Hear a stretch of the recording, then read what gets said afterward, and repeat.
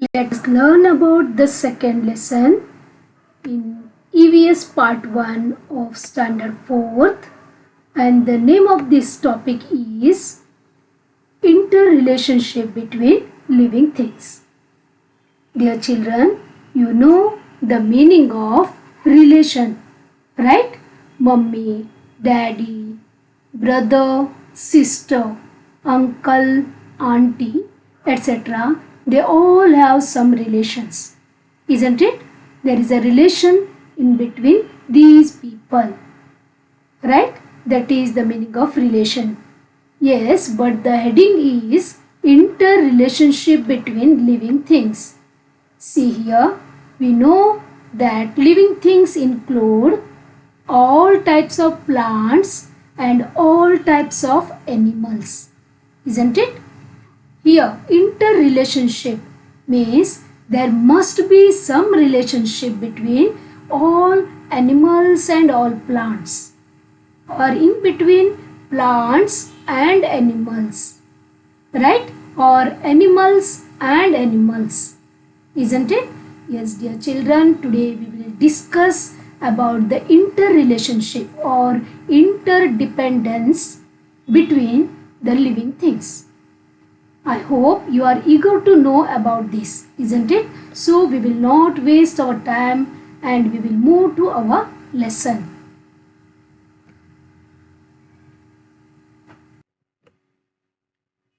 The interrelationship between living things. Okay, this is our topic. Dear children, before moving to the lesson, we will try to solve this riddle. An age-old tree with a thick, strong trunk gives deep, dark shade from the scorching sun, like an old man's bed with many strands. It has ropes for swinging from every branch. Yes, we know that this is about a tree, right? Because tree has trunk, leaves, it gives us shade, right? Okay, now see here. An age-old tree with a thick, strong trunk gives deep, dark shade from the scorching sun, right? It helps us to save us from the scorching sun, hot sun. Like an old man's bed with many strands, it has ropes for swinging from every branch. See, dear children, we can see 4 pictures here and they explain the riddle. Am I right? Here so many people, they are sitting below the tree to save themselves from the hot sun. Here we can see a strong, thick trunk, right? And many strands here. Am I right? And in the last picture, see children, they are swinging from the ropes like roots. Yes, you are right. The answer is a banyan tree. Very good.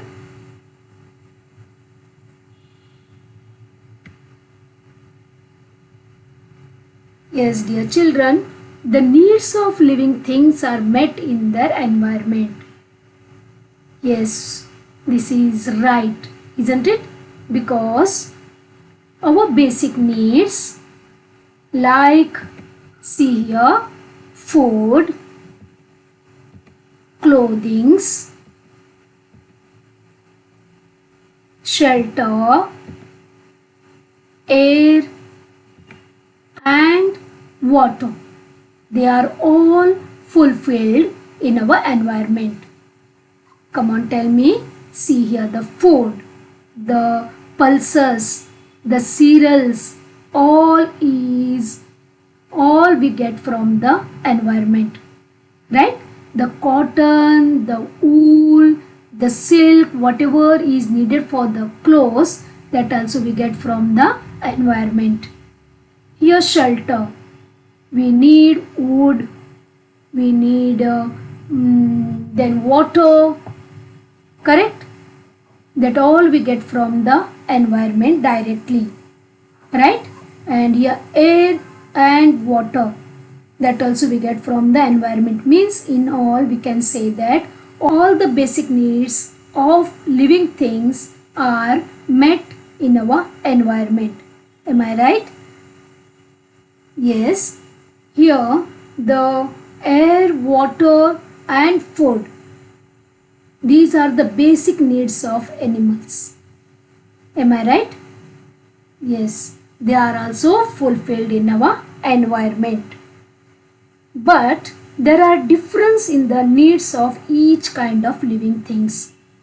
For example, the water that a mouse drinks in an entire day would not be enough for an elephant even at one time. Means basic needs are same but the quantity differs, isn't it? Okay, let us go through some of the examples. Now you can see here butterflies feed on nectar of flowers. You know this, correct? Butterflies, they suck the nectar from the flowers and they live. That is their food.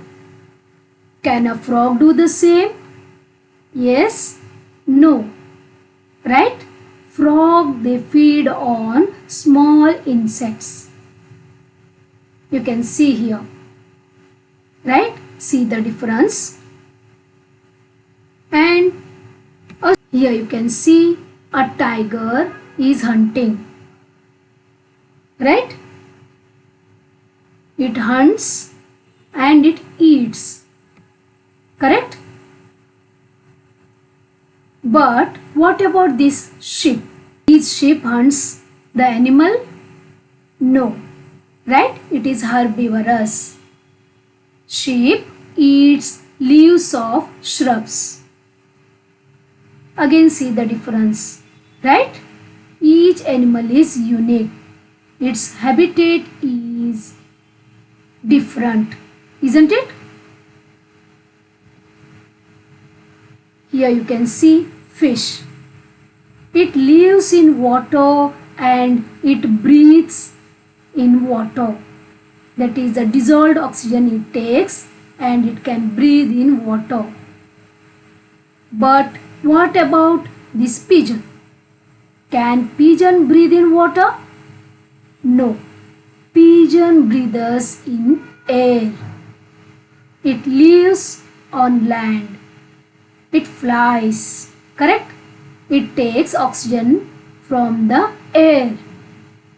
Again you can see the difference here. Right?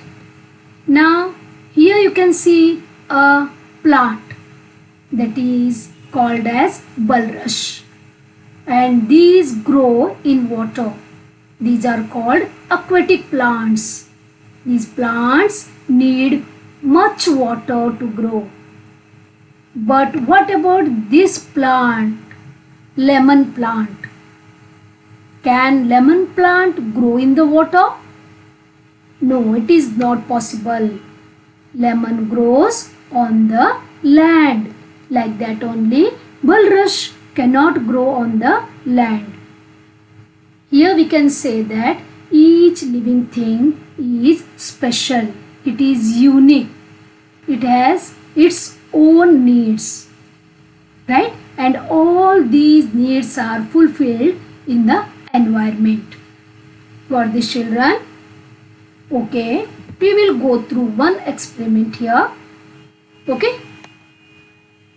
This experiment you can do in your home too. Dear children, try this at your home with the help of your mother. Okay?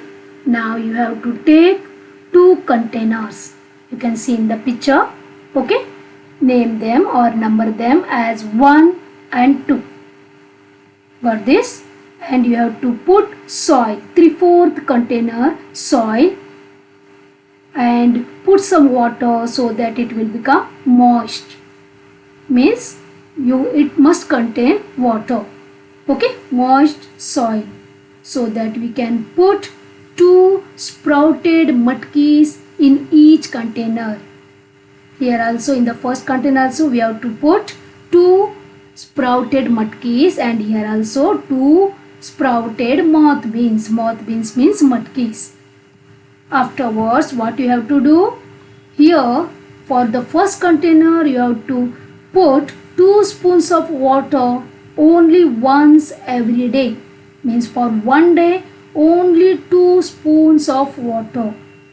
But for the second, you have to give 4 spoons of water 4 times every day, in the morning, afternoon, evening, at night. Like that, 4 times 4 spoons. For how many days? This you have to continue for 6 days. And you have to observe what will happen. Now you can see like this. I'm showing you here the result, but you must have to try this. Okay, this is very simple and your mother will help you in this. Got this? Now see the difference. Here the moth plants, they are growing well in the first container. Can you see? And what about in the second container? The plants, they began to rot. Why? What happened here? Why the first container plants, they are growing well, and what about this second container plants? Yes, here the reason is plants that are not aquatic plants cannot grow in marshy areas. See, here the second one, the second container, we gave more water, right? It become a marshy area, isn't it? So for these type of matki plants, they need less water. They don't need more water. Because of more water, the roots rot. So the plant began to rot. Got this? And here in the first container we gave very less water, and this moth beans, they need less water. So they are growing well. Yes, dear children, by this experiment we can say that any type of living thing will be found only where all its needs are fulfilled. Got this? Here the first container has a well-grown matki plants because they got sufficient soil, they got sufficient water, they got air, right? Here what happened in the second one? It got air and soil, but what about water? It became more. Got this, children? Okay. Now one more example we will take for this sentence, that is, any type of living thing will be found only where all its needs are fulfilled. Now we have gone through about the plants. Now we will take one example of animal, that is tiger. Yes, dear children, a tiger has strips on its body. Can you see here? And you know that also, right? It has strips, right? Because of these strips and its color, it will not be seen to the prey. It hides and it waits and it catches its prey, right? That is the first one. Okay, tall grasses it needs. Second is it needs caves for shelter, or thick dense forest for shelter. Okay, here you can see the tiger is hunting the deer. There are animals like the deer, the nilgai and the bison in grasslands. When the tiger is hungry, it can feed on them. Yes, means here the food it gets from the environment, right? And the last one, it needs water throughout the year. So there must be a water hole which never dries up even in the summer, right? Yes. Here when the tiger gets all this in its surrounding, that is tall grass to hide and to wait and to catch the prey, and caves for shelter, food and water. Then the tiger lives in that place. Got this, children? A tiger inhabits an area where all these things are available.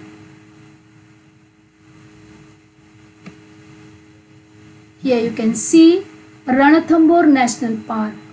Here it gets each and everything like food, water, then shelter, grass, etc. So we can see so many tigers in Ranthambore, that is in Rajasthan. Dear children, here you can see the pictures of village, or you can see a village life in these pictures. Am I right? And what about these pictures? They are the pictures of city. More populated, advanced lifestyle. Right? Yes, can you tell me where we can see more population? In village area or in city area? Yes, you are right. We can see more population in city area because we, the people, need advanced technology.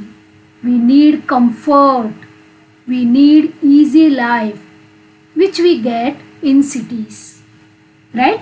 Compared to village life, the city life is more easy and more advanced, right? We get vehicles to move from one place to another. We get electricity, we get internet, we get all comforts in cities. But in villages, we must have to do hard work. We don't get internet. We have to walk from one place to another. There are no more vehicles, right? There are no roads. They have to move from the mountains. So here also we can say city life is giving us more comfort, right? So we are running towards cities. Same thing happened here also, right?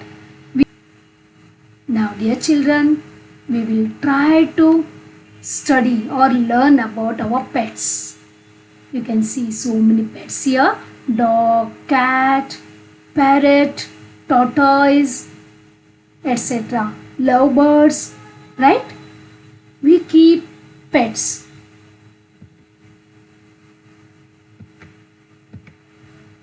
Yes, dear children, we keep animals in order to satisfy some of our needs. They became dear to us. We look after them well, right? We feed them.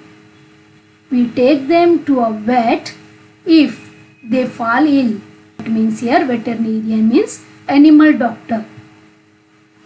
These animals too return our affection, right? We feed them, we take care of them, we love them. In return, they too love us. They too give us affection. They too help us, right? We'll go through some of them. Here you can see a dog. It guards our house, right? Here you can see a cat. Cat entertains us. It catches mice too. We love cats, isn't it? We love dogs. They too help us. Here we can see an elephant. Here these elephants, they entertain us through the circus.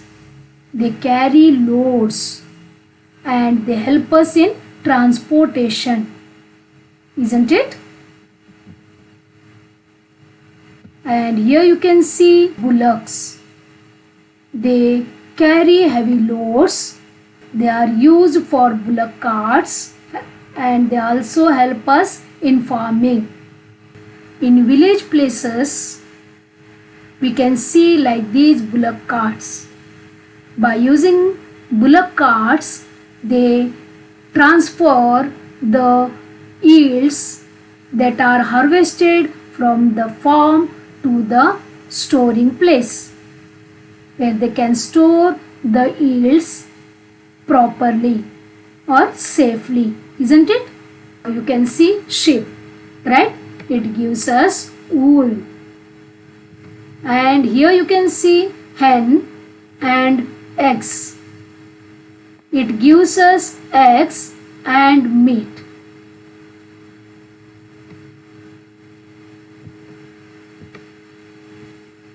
Yes, dear children, you know these cows or cattle, they give us milk, right? And from that milk, we make butter, we make curd, we make ghee, etc. Right?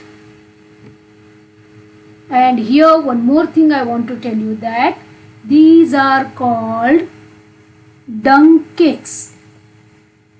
Got this? These are called dung cakes, and this man is making dung cakes. The dung of cattle is made into dung cakes. They are used in some places as fuel. When they burn, they give out smoke. Here you can see the burning dung cakes. They are giving smoke. Because of this smoke, the germs which are very harmful, they die, and this smoke helps to clean the air. Here also you can see the dung cakes are used as fuel, right?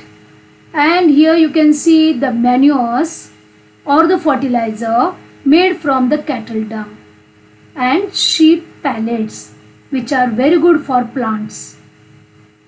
Farmers use them for growing crops because plants need nitrogen, and these cattle dung and the sheep pellets, they are very rich in nitrogen. Because of that, we can grow a healthy crop. Got this, children? So many uses we take from these cattle dungs. Here you can see a plant. This is called gobar gas plant. Got this, children? A combustible gas that is called as gobar gas. It is also obtained from cattle dung. Here you can see a big plant containers, right? In that we put the waste materials, that is cattle dung, the wet grass, and all the rubbish we put inside these containers, and methane gas is liberated, which is used as fuel in village area. How we use our LPG cylinders to cook food. Got this? Like that only this gas, that is biogas, is used in village area to cook the food. And here you can see a house. Okay, it is in village, plastered with cattle dung. Here, this is not cement. You know the cement, it is used for plastering the house, correct? But this is not cement, this is a cattle dung. Cattle dung, it helps this house to protect from the insects, and also it helps to protect this house from the weather. It acts like a cement plaster. Yes, here are some questions. Can you tell? First one is, from where do we get silk?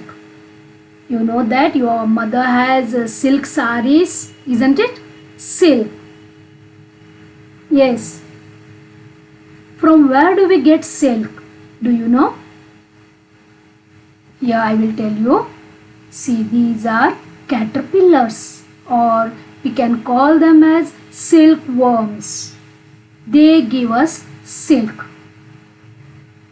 Okay, means we get silk from silkworms. The detailed study about this you will study later.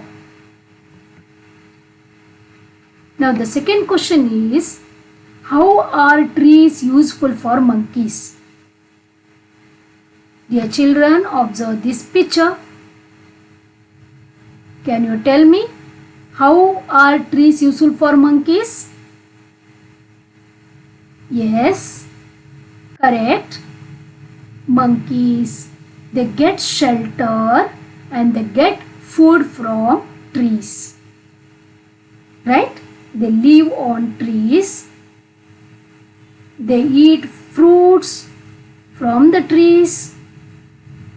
And they play on trees. Everything they do on trees. Right? Means we can say trees are whole and soul for monkeys. Next question is, how are trees useful for birds? Here you can see birds, they get shelter on trees. They build nests, right? And they get shelters on trees. They get fruits on trees. Same here also, like that a monkey, birds get each and everything from the plants or trees, isn't it? See the dependence, how living things are dependent on each other, right? Here, what happens if termites make a tree hollow? See here, termites means white ants. They eat the tree. They are eating and they are making the tree hollow. Yes, what will happen to this tree later on? Can you imagine? It eats the tree and it makes the trunk hollow. And later on, the tree will become weak and it will fall off. For these children, yes, in the second part we will go through the next portion. Right?